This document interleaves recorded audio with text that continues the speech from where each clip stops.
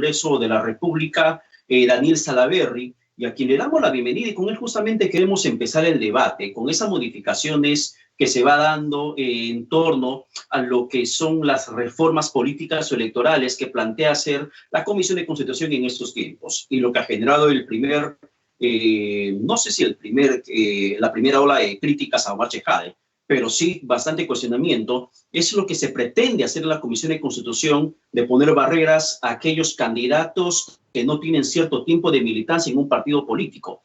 Y la argumentación de Chejade y aquellos que defienden esto es que básicamente así se podría evitar candidaturas improvisadas, que es en el extremo como lo ha calificado. Y sabemos que hay varios contendores políticos que se están preparando en esos tiempos, contendores de Alianza para el Progreso me refiero, y que podrían quedar fuera de carrera. Señor Salaverry, ¿qué tal? Buenos días, bienvenido a Rumbo al Poder. Muy buenos días, gracias por la invitación. Estas situaciones que viene generándose en la Comisión de Constitución, como que ya se viene haciendo repetitivo, primero inmunidad parlamentaria y ahora el tema de intentar poner barreras a candidatos, posibles candidatos a un cargo de elección popular como presidencia de la República.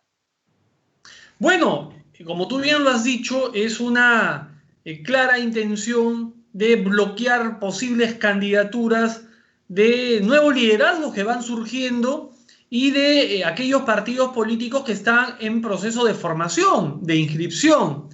Eso de candidaturas improvisadas, bueno, ¿quién va a calificar si una candidatura es improvisada o no? ¿Lo va a hacer el señor Chejade? Bueno, creo que no es el más indicado para poder poner semejante calificativo. Acuérdate tú que el señor Chejade tuvo que dar un paso al costado a la vicepresidencia de la República por serios cuestionamientos. Pero más allá de eso, me parece que la opinión pública ha ejercido presión y he visto un comunicado de la Comisión de Constitución en donde están evaluando la posibilidad de flexibilizar esta posición inicial, de poner barreras y más bien con un talante más democrático permitir que aquellas organizaciones políticas que estamos en proceso de formación podamos hacerlo, inscribirnos hasta el 30 de septiembre y poder participar así, si logramos la inscripción, en las próximas elecciones del 2021. También tengo entendido que están evaluando eliminar la barrera de los meses de militancia que exigían para un candidato presidencial. De paso, esto pues iba a traer abajo cualquier pretensión de aquellos posibles candidatos que los vemos ahora que están apareciendo en las encuestas, ¿no? Pero esta política que estaría intentando justamente reformarse dentro de la Comisión de Constitución, no tendríamos que verlo con buenos ojos, señor Salaverry, entendiendo que muchas veces no hay una militancia partidaria de aquellos que llegan al poder. Y no solamente hablo de alguien que, por ejemplo, intenta ser presidente del país, sino que además intenta ser congresista, por ejemplo. En la bancada que usted perteneció en Fuerza Popular, en su momento, pocos eran militantes, más eran invitados, y luego zafaron cuerpo señalando que no eran militantes. Me recuerda mucho a Jenny Vilcatoma, por ejemplo, lo mismo que Rosa Bartra, que también ha pertenecido a la Comisión de Constitución, y ellos zafaron cuerpo en su debida oportunidad diciendo que yo no soy militante. No permitiera justamente evitar esas condiciones políticas que hacen hacen daño al país. Mira, podemos discutir el tema de fondo, digamos, el tiempo que tú lo consideres, pero lo que nosotros estamos pidiendo son reglas claras prácticamente en medio de un proceso electoral, porque las elecciones generales para el 2021 ya fueron convocadas por el presidente de la República. Entonces, luego de haber sido convocadas, querer aprobar normas que impidan la participación legítima de cualquier ciudadano a estas elecciones, me parece que es inconstitucional. Además, ¿dónde queda la famosa reforma política que en su momento muchos apoyamos? Porque, lo apoyamos justamente para que la población tenga un abanico mayor de posibilidades de dónde elegir y que no sean siempre estos mismos partidos con dirigencias enquistadas ahí durante décadas que no permiten que los partidos se renueven y los candidatos son siempre los mismos, incluso algunos llegan al poder y ya vemos los resultados que tienen en su gestión. Entonces, mira tú los resultados de la encuesta. Claro, también podemos discutir respecto a cómo se manejan las encuestas, pero digamos, vamos a referirnos a las encuestas. De los que aparecen en las encuestas, dime tú ¿qué liderazgo? ¿Quiénes vienen, digamos, de un partido con afiliación o militancia de décadas? Ninguno, que la población ya se cansó, ya no les cree. La población lo que está buscando son nuevos liderazgos de gente fresca, gente honesta, gente que se percibe que quiere hacer las cosas bien, y a ellos están apuntando. Y obviamente eso genera cierto nerviosismo en aquellas instituciones, en aquellos partidos políticos que se ven amenazados, ¿no? Pero esa situación de liderazgo que se va generando, por ejemplo, llama mucho la atención de figuras políticas que como legado político de gestión pública tienen poco que demostrar. Eso sí es crítica muy personal. Lo que pasa, por ejemplo, con la gestión de John Forsyth, que termina siendo ubicado en la palestra, en la cima de las supuestas preferencias electorales, cuando se conoce que la gestión de Forsyth, por ejemplo, en 2019 terminó con un pobrísimo nivel de ejecución de gasto, que ha sido el más bajo, si no a nivel nacional, al menos en Lima. En La Victoria solamente el 12% de su presupuesto. Entonces, si vamos a comenzar a evaluar lo que consideramos improvisado o eficiente dentro de la población que va a elegir nuevas autoridades, también se encuentra en tela de juicio. Y eso podría incluso, en la preferencia electoral que tiene Forsyth, que tiene Salvador del Solar y que tienen otras figuras políticas, podrían, incluso hasta usted también, porque entendemos que usted también tiene la pretensión de lanzarse a la presidencia del país, podrían quedar fuera de contienda si es que se termina aprobando esa reforma política. Sí, bueno, el tema del Forsyth es un caso que se repite en cada elección. El voto en el Perú y en gran parte de Latinoamérica es un voto emotivo. La gente vota por emociones, por sentimientos, por percepciones. Muy pocos, es un porcentaje mínimo el que vota realmente por las propuestas o por el plan de gobierno. Forsyth es un tipo mediático, carismático, que la gente lo percibe como un tipo decente, honesto, así lo perciben, y por lo tanto tiene esa intención o esa simpatía de voto. Pero eso es, y mira, yo pretendo, ojalá logre la inscripción de partido y voy a ser contendor probablemente de Forsyth. Pero, ¿eso es responsabilidad de Forsyth? No, eso es responsabilidad de los partidos políticos y del desgaste que han tenido estos porque la población no se siente representados por ellos. Hay una incluso, brecha. señor Salaverry, mire, incluso ahora que hablamos de Forsyth, por eso le decía una parte de la entrevista, si es que usted no considera, más allá del tiempo, la premura que hay de aquí para las elecciones de 2021, si no considera necesaria justamente ese tipo de reformas para generar bases partidarias, porque Forsyth mismo salió a señalar, cuando salió la supuesta invitación de Julio Guzmán de querer contar con él o con Salvador del Solar, lo que Forsyth señaló es que son varios partidos los que le invitan en realidad, y que el Partido Morado era uno más en su lista. Eso refleja justamente que los partidos o no tienen cuadros políticos o solamente buscan por una vigencia en el sistema de registro de inscripción de partidos ante el Jurado Nacional de Elecciones y buscan a cualquiera que puede justamente representarlos. Y esas improvisaciones políticas, le vuelvo a preguntar, ¿no hacen necesaria ese tipo de reformas en el país de generar una base partidaria para que alguien pueda postular una presidencia? Por supuesto que sí, yo estoy a favor de eso, estoy a favor de que se fortalezcan los partidos políticos como instituciones, pero no a 9 meses de un proceso electoral nos quieran cambiar las reglas de juego. A eso voy. Esa es otra cosa. Porque eso ya huele tiene un tufillo, digamos, de competencia desleal. Ok, te voy a poner estas barreras para dejar afuera a todos estos y prácticamente correr solo. Me parece bien que si quieren aprobar esta norma, que lo hagan, pero que empiece a regir desde el año 2022 en las elecciones municipales y regionales o desde el año 2026.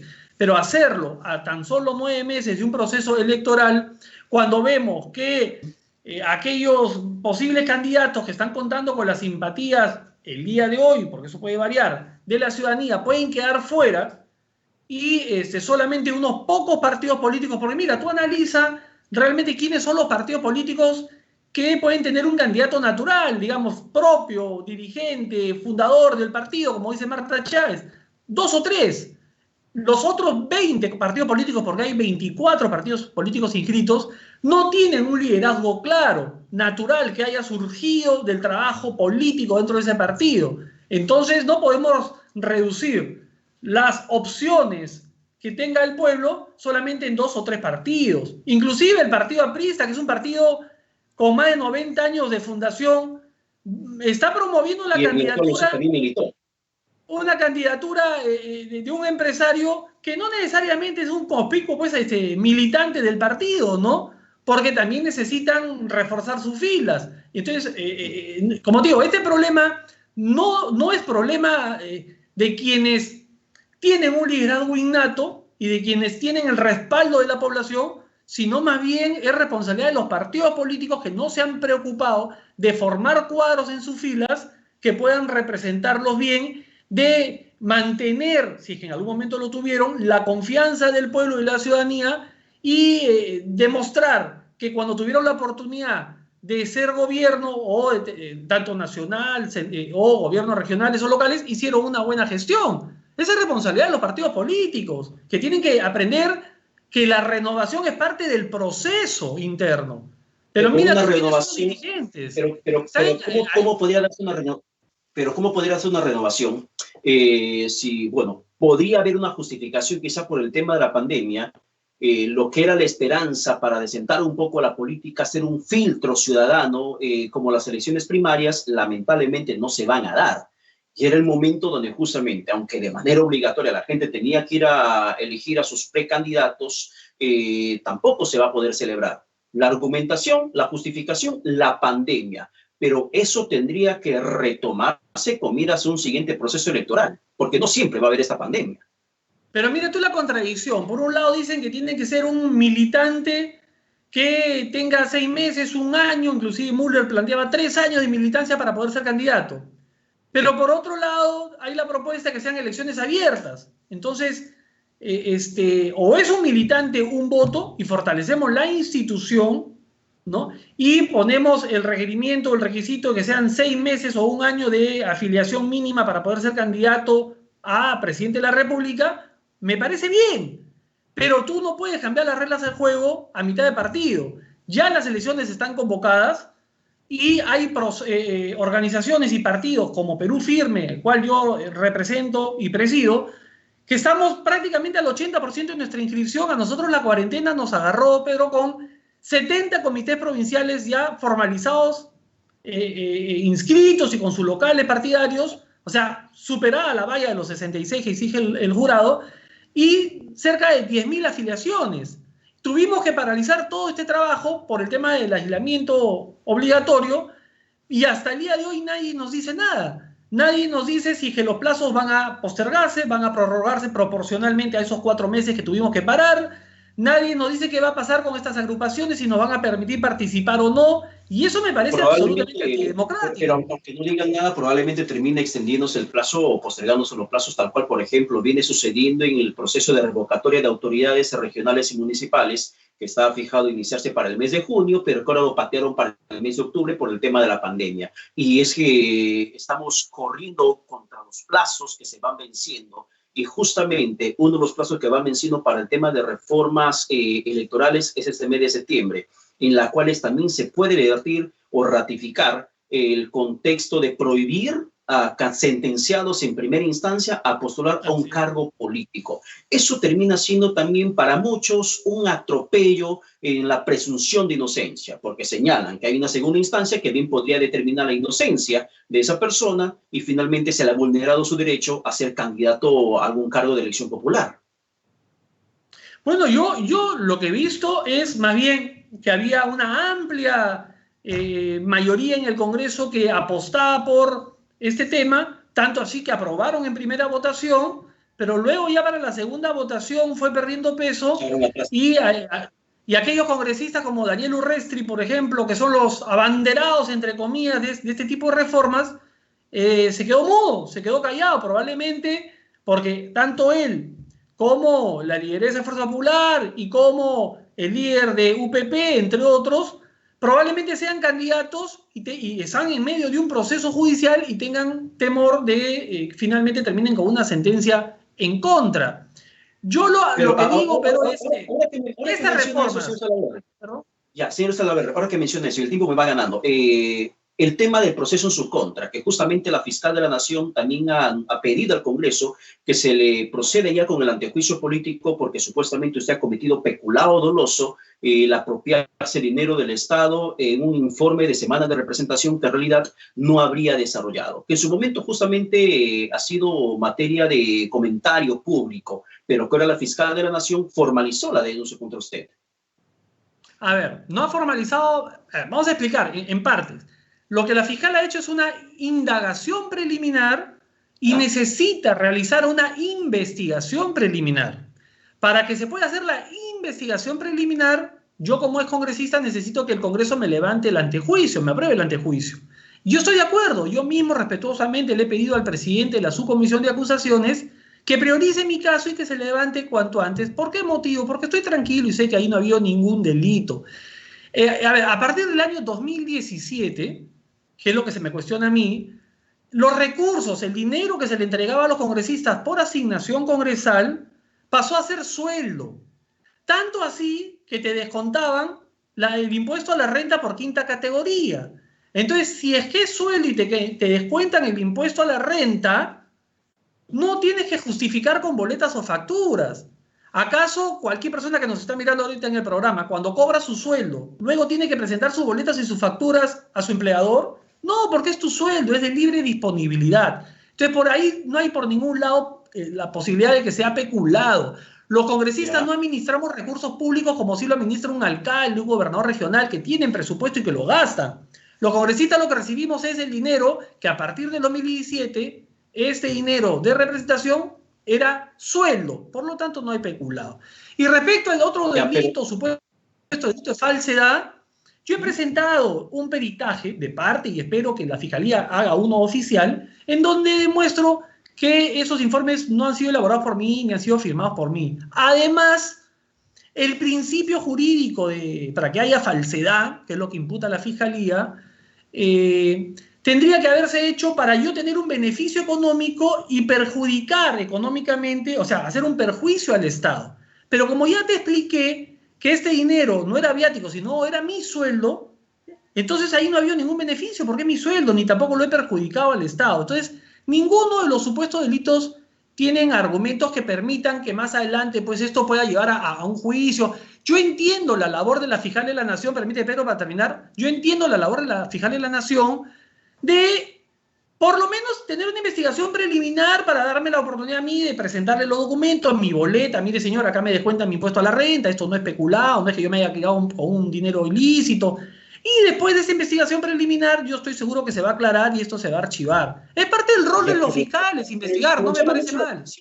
Llama mucho la atención justamente lo que usted menciona. Sí leía declaraciones anteriores que usted había hecho donde asevera que justamente el dinero que le había correspondido por temas de representación no era parte como una bonificación adicional, sino que era parte del sueldo. Pero llama mucho la atención. No solamente incluso... a mí, pero, discúlpame, sino a los 130 congresistas le pagan bajo la misma modalidad.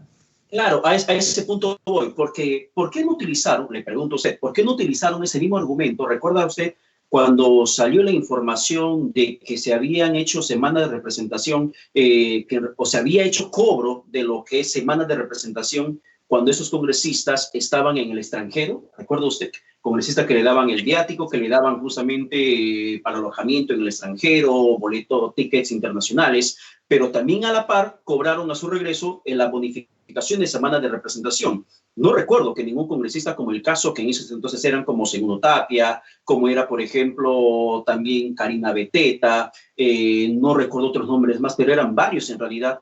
La propia presidenta. La propia presidenta de la Comisión de Ética, Yanet Sánchez, de esa oportunidad, Yanet Sánchez, también cobró representación estando en Europa y ninguno de ellos ha sido denunciado por peculado. ¿Por qué motivo? No, pero ninguno de ellos tampoco mencionaron que esa bonificación era parte del sueldo. Lo que otros hicieron es decir que lo que hemos hecho es devolver la plata. ¿Cómo podrías devolver algo que es sueldo? Bueno, me imagino yo que habrán tenido la conciencia sucia, se habrán asustado y habrán corrido a devolver su sueldo, porque eso es sueldo. Yo te lo puedo demostrar con los acuerdos de mesa directiva refrendados por las áreas administrativas del Congreso. Ojo, acuerdos de mesa directiva no de mi época, de los años en donde Lucho Galarreta era presidente del Congreso. Y respecto a, yo quiero, quizá es un tema muy técnico para la gente que nos está escuchando, porque son temas parlamentarios, ¿no? Pero no, o sea, esa asignación no se refiere exclusivamente a la semana de representación. La representación de los congresistas es a nivel nacional y es permanente.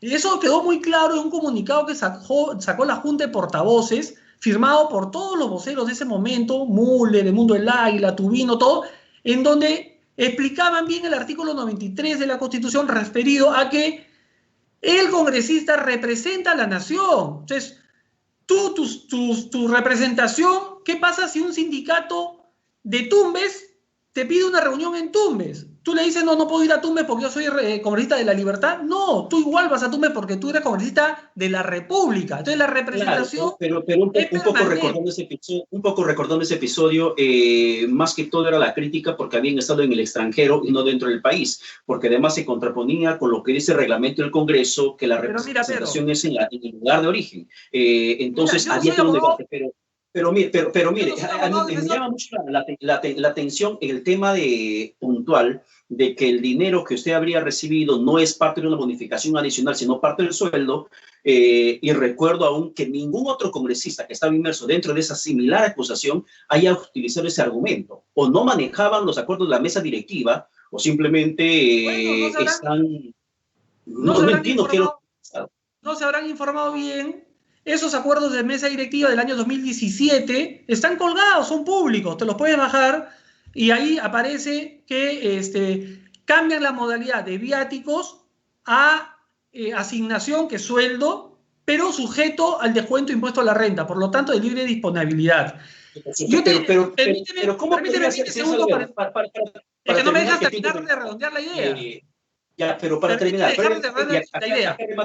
Las personas que se fueron a Europa, ¿cómo podría ser algo sujeto al sueldo si está también sujeto a rendición? Si la semana de representación era justamente tenía que ser sujeto a rendición. Pero, perdón, a presentación de informe. Tampoco. Sí, tenía que presentar informe. No es así. No, estás equivocado. Y te lo puedo refutar 100 veces porque he sido presidente y lo conozco de arriba abajo el reglamento. Mira, no es así. El 2017, por eso es que hay esa confusión, porque la gente recuerda los casos escandalosos de estos congresistas que falsificaban boletas. No, eso cambió el año 2017. Y el informe que hasta el 2017 era un informe de rendición de cuentas, porque te entregaban viáticos, y en esos informes tú rendías en qué habías gastado esos viáticos y tenías que presentar las boletas y las facturas. En el 2017 eso cambia y pasa a ser sueldo. El informe pasa a ser un informe voluntario y no obligatorio. Por eso que Bruce, Vitocho, Mulder, pregúntales, nunca en su vida han presentado informes. Y segundo, por último, el informe ya no justifica el dinero que te entregan porque tú no tienes que justificarlo porque es tu sueldo. El informe lo que es una relación de actividades. Es decir, tal día me reuní con tal alcalde, tal día, pero es voluntario. Por eso, y ahí quería llegar hace un momento, por eso que los congresistas que dispusieron de esa asignación y que estaban en Europa, no los acusó la Comisión de Ética ni nada, porque ellos estaban en Europa no de vacaciones con su familia. Ellos estaban en Europa en un viaje oficial representando al Congreso. Y como la representación es permanente, es a nivel nacional e internacional, porque ellos van representando al Congreso, por eso que no tuvieron ningún problema. En mi caso sí me denunciaron en ética porque fue una vendetta política y todo el mundo lo sabe.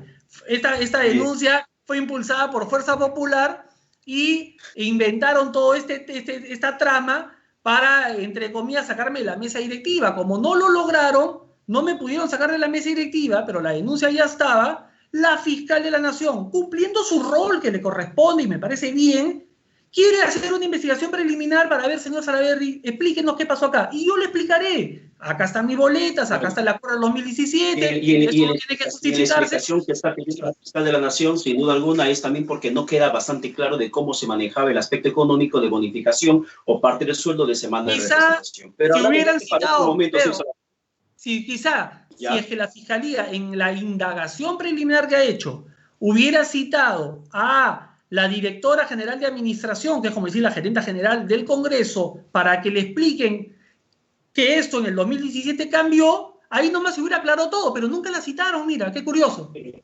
Vamos a ver qué es lo que pasa en las siguientes semanas. Señor Salaverry, muchas gracias por la comunicación y el contacto a través de Vescable. Muchas gracias. No, gracias a ti, hombre. Un fuerte abrazo. Gracias.